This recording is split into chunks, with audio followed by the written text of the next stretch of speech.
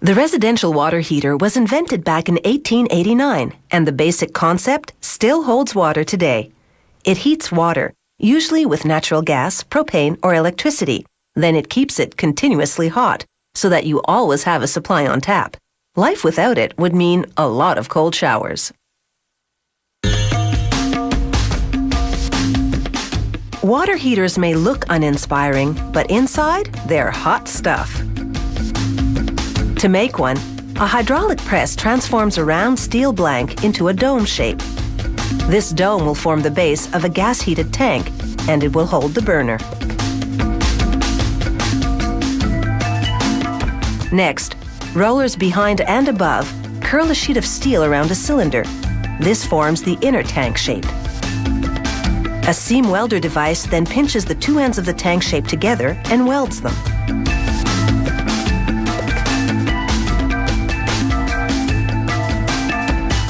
In the next step, a worker positions the tank body under a projection welder. He selects a threaded fitting, places it on the tank, and lowers the welder. This projection welder uses 10,000 volts of electricity to fuse fittings to the tank body. It also welds fittings to the top of the tank. Valves and other parts will be screwed into these fittings later.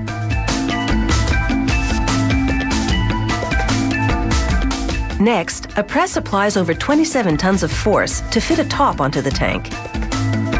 Then they spray liquid enamel inside of the spinning tank. It will be baked in at 900 degrees Celsius for 45 minutes to prevent rusting. Now it's back to the bottom of the tank. A worker inserts a flue tube in a hole in the center, and an automated welder joins it to the tank base. The flue will vent gases from the burner.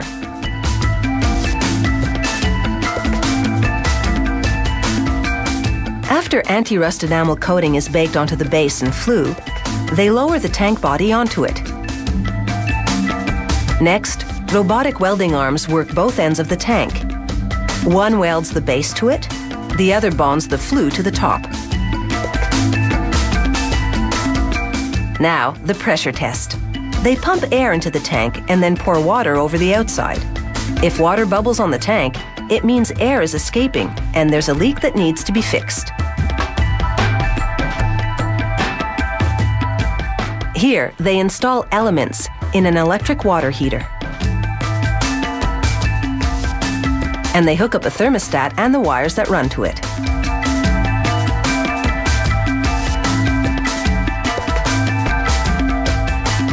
Now it's time to make the tank's outer shell or jacket. An operator slides a painted steel shape onto a mandrel so that it becomes cylindrical. A lock former then moves along a rail, folding and pressing the seam together.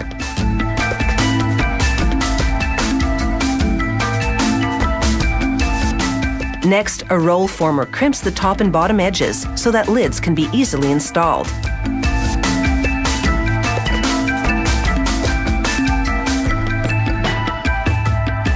Here, they drape a plastic apron over a tank and then slide on its jacket or tank shell, with just the electric components exposed. They screw a steel cover over them. Here's a demonstration of what's next. A chemical reaction causes polyurethane foam to expand in seconds. They inject this expanding foam into the plastic apron that's now between the tank and outer shell. The foam will insulate the tank. Now they finish installing the wiring on this electric heater. And then do an inspection. It makes the grade. On gas heaters, they slide a burner into the dome-shaped base and then connect the burner tubes to the gas valve. They attach some wiring that controls the burner ignition and then hook it up to the gas line for a test run. That inner glow is the burner at work. They light a torch on the flame and pass it over the valve to check for little gas leaks. It didn't ignite, so there aren't any. It gets the seal of approval, and now it's up to the consumer to test the waters when it's installed.